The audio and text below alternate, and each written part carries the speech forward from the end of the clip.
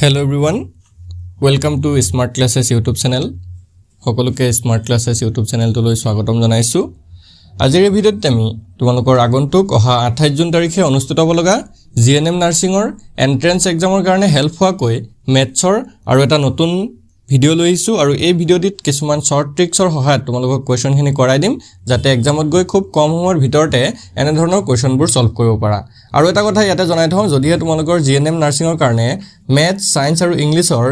সকলো পিডিএফ লাগে, অৰ্থাৎ সকলোখিনি গোটেইখিনি কমন কোৱেশ্চনৰ পিডিএফ লাগে, তেতিয়াহ'লে তোমালোকে অনলি 299 rupees পে কৰিলে পাই যাবা। 299 টকাত তোমালোকে তিনিটা সাবজেক্ট পাই যাবা, মেথছ, সায়েন্স আৰু ইংলিছ। ওকে, সো গোটেইখিনি এমসিকিউ তোমালোকক আমি দি দিম, তাৰ কাৰণে এক্সট্ৰাকে আৰু তোমালোকে কিতাপ কিনি পঢ়িব লগা নহয়। সো যদি প্ৰয়োজন হয় স্ক্ৰিনত এটা নাম্বাৰ দেখিছা তোমালোকে 8133840965 এই নাম্বাৰটোত আমাক হোৱাটছআপত মেছেজ কৰি পিডিএফ খিনি কালেক্ট কৰি দিব পাৰিবা। ওকে, সো এতিয়া আমি বেছি দেৰি নকৰো, আমি ফাৰ্স্ট কোৱেশ্চনটোৰ পৰা ষ্টাৰ্ট কৰিম। তো ফাৰ্স্ট কোৱেশ্চনত কি দিছে, the circumference of circle whose diameter is 14 cm will be বৃত্তৰ পৰিধি কিমান হ'ব যাৰ ব্যাস 14 cm হয়। ঠিক আছে, এটা বৃত্তৰ পৰিধি কিমান হ'ব যদি তাৰ ব্যাসটো কি হয় 14 cm হয়। এতিয়া ইয়াত অপচন দি আছে 44 cm, 88 cm, 44 cm স্কয়াৰ আৰু 88 cm স্কয়াৰ। তো কি কৈছে পৰিধি কিমান হ'ব যাৰ ব্যাসটো কিমান 14 cm। ব্যাস মানে কি ডি বুলি কোৱা হয়, হয়নে? বৃত্তৰ যেটো ব্যাস হয় হেতু ডি বুলি কোৱা হয়, ডায়ামিটাৰ। তো ডায়ামিটাৰটো কিমান হয় 14 cm হয়। সো ইয়াৰ পৰা আমি কি উলিয়াব পাৰিম, ইয়াৰ যেটো ৰেডিয়াস আছে r আছে এটো উলিয়াব পাৰিম, অৰ্থাৎ ব্যাসাৰ্ধ উলিয়াব পাৰিম। তো ব্যাসাৰ্ধটো সদায় কি হ'ব, যেটো ব্যাস আছে তাৰ আধা হয়, অৰ্থাৎ d/2 হ'ব। ওকে, d/2 যেটোৰ ভ্যালু হ'ব 14/2। 14ক যদি 2 ৰে হৰণ কৰোঁ কিমান হ'ব, আমাৰ 7 cm হ'ব। সো পৰিধি আমাৰ ব্যাসাৰ্ধটো কিমান ওলাই গ'ল 7 cm। এতিয়া আমাক কৈছে পৰিধি কিমান হ'ব, পৰিধিটো উলিয়াব লাগিব। সো পৰিধি উলিয়াবৰ কাৰণে আমাৰ সূত্ৰ এটা আছে, ঠিক আছে? বৃত্তৰ পৰিধি উলিওৱাৰ যেটো ফৰ্মুলা হেতু সকলোৱে লিখি লবা। তো হেতু হৈছে 2πr। এতিয়া পাইৰ মানটো আমি সকলোৱে জানো, 2 * পাইৰ মানটো হৈছে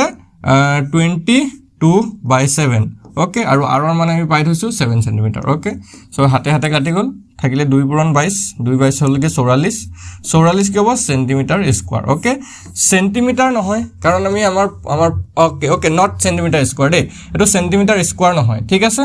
সেন্টিমিটাৰ স্কয়াৰ নহয়, কি হ'ব এটো অকল সেন্টিমিটাৰ হ'ব। ঠিক আছে, অপচন এ টোৱে হৈ যাব শুদ্ধ উত্তৰ। ওকে, অপচন এ টো হ'ব শুদ্ধ উত্তৰ, যেহেতু আমাক পৰিসীমা উলিয়াব গৈছে বা পৰিধি, তো এটো সেন্টিমিটাৰ স্কয়াৰ হ'ব নোৱাৰে, কাৰণ কালিটোহে আমি স্কয়াৰত লিখো, পৰিধিটো স্কয়াৰত নিলিখো। মই অকমান খেলিমেলি গৈছিল প্ৰথমতে। সো অপচন এ টো হৈ যাবগে কাৰেক্ট আনসাৰ। ঠিক আছে, খেলিমেলি নাই এতিয়া, option A is the right answer. ইয়াত 88 cm নহয়, 88 cm স্কয়াৰো নহয়। তো স্কয়াৰ থাকিলে নহব, কাৰণ কালি যেটো আছে ন, যেটো আমাৰ কালি উলিয়াব দিয়ে, সেই কালিটোহে আমি কিহত লিখো,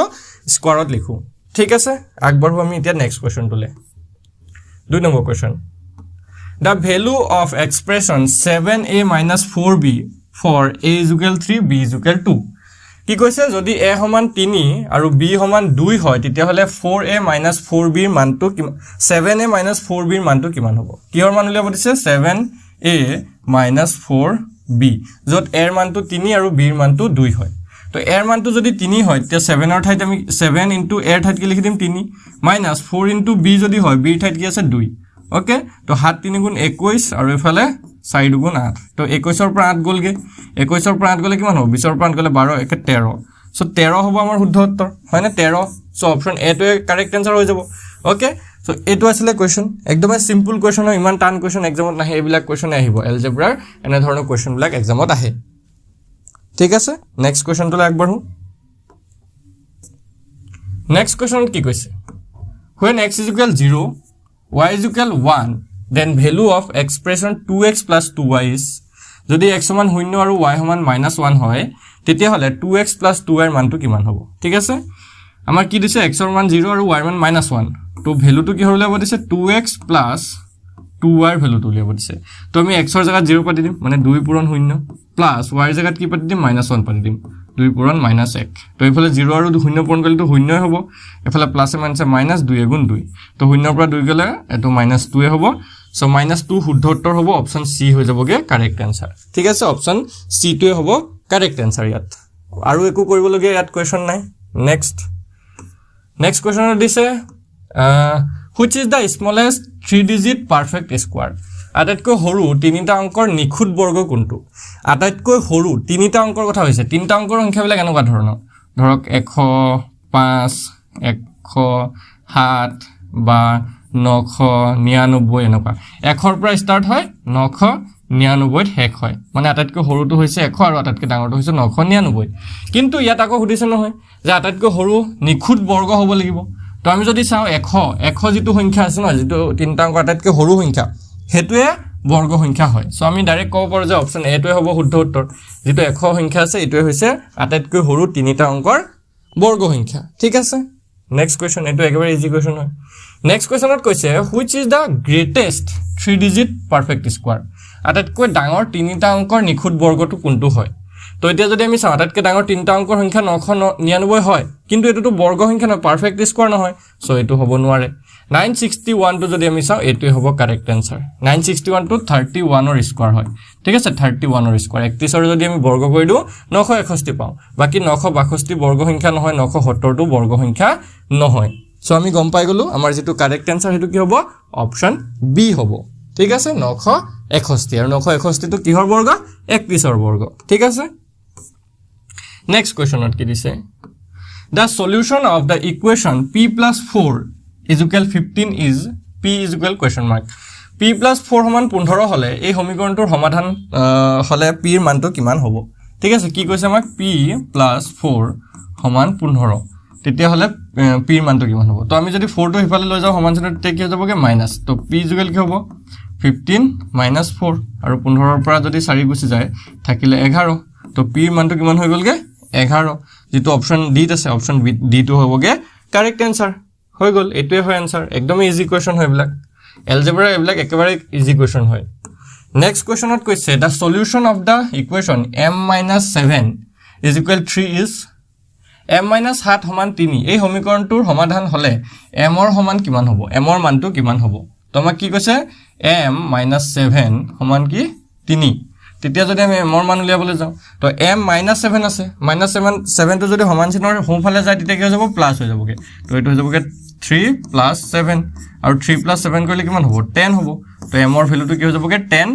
আমাৰ অপচন এ টো হ'ব correct answer okay option A টো হৈ গলগে শুদ্ধ উত্তৰ ঠিক আছে নেক্সট কোৱেশ্চন টো চাও নেক্সট কোৱেশ্চন টো যদি আমি চাও which is the solution of the equation 7x plus 5 is equal 19 7x plus 5 is equal 19 সমীকৰণটোৰ সমাধান কি হ'ব মানে x ৰ ভ্যালুটো কি হ'ব 2 নে 3 নে 4 নে 6 কি হ'ব কারেক্ট आंसर সো আমি যদি চাও 7x plus 5 is equal কি দি আছে 19 দি আছে তো প্ৰথমতে আমি এই প্লাস 5 টো সমান চিহ্নৰ সোঁফালে লৈ যাম তো প্লাস 5 টোক যদি সমান চিহ্নৰ সোঁফালে নিও মাইনাস হৈ যাবগে তো ইয়াত থাকি যাব only 7x ইয়াত থাকি যাবগে 19 minus 5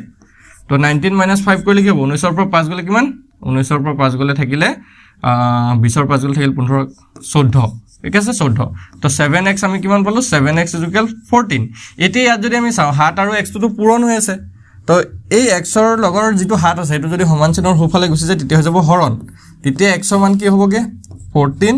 divided by 7 আৰু হাতে যদি 14 কাটি দিও দুবাৰ যায় তো আমি জানো হেতু হকলে তো x ৰ মান কিমান হৈ গল 2 তো x ৰ মান 2 কত আছে অপচন এ আছে অপচন এ টোই হ'ব কারেক্ট आंसर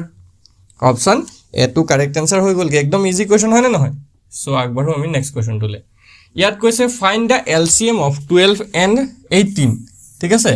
12 আৰু 18 ৰ লসাগু উলিয়াব দিছে লসাগু এলসিএম মানে হৈছে লোৱেষ্ট কমন মাল্টিপল বা অসমীয়াত বুলি কোৱা হয় লসাগু মানে লঘিষ্ঠ সাধাৰণ গুণিতক তো লসাগু উলিয়াবলৈ আমি যেটো সবতকে ইজি মেথড আছে যেটো ছুটি নিয়ম আছে সেই ছুটি নিয়মটোতে শিকিম তো ছুটি নিয়মত কি কৰা হয় যেটা সংখ্যা কমা উলিয়াব দিছে ন বা দুটাতকে বেছি সংখ্যা থাকিব পাৰে দুটা তিনটা চাৰিটা এনেকে উলিয়াব দিব লসাগু তো 12 আৰু 18 ক আমি এনেকে ধৰণে এটা ঘৰত আমি লিখি লম তাৰ পিছত কি কৰিম যিবিলাক আমাৰ মৌলিক সংখ্যা আছে ধৰক 2 3 5 7 এনে ধৰণৰ মৌলিক সংখ্যাৰে কি কৰিম ইহত দুইটাকে হৰণ কৰিবলৈ চেষ্টা কৰিম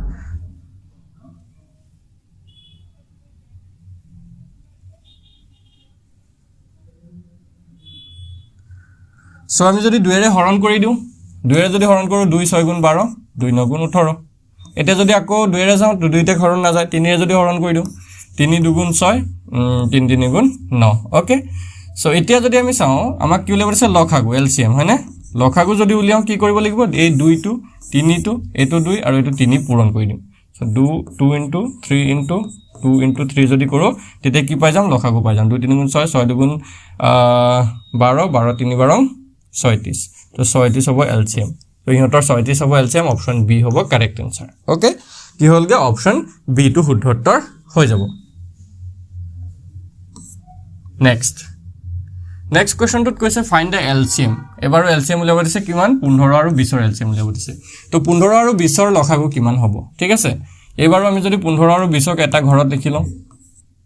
2 এৰে যদি হৰণ কৰি দিও 15 ক যাব কিন্তু 20 ক 15 ক না যায় 20 ক হৰণ যাব তো 2 এৰে নকৰো 3 এ যদি কৰো 15 ক যাব 20 ক না যায় তো আমি 5 এৰে কৰি দিও তো 5 3 গুণ 15 5 4 গুণ 20 এতিয়া 3 আৰু 4 পৰস্পৰ মৌলিক সংখ্যা ওলাই গল আৰু তো হিহঁতৰ হৰণ না যায় তো LCM কিমান হ'ব LCM হ'ব 5 পূৰণ 3 পূৰণ 4 ঠিক আছে তো 5 3 গুণ 15 15 4 গুণ 60 তো 60 হৈ যাব ইহঁতৰ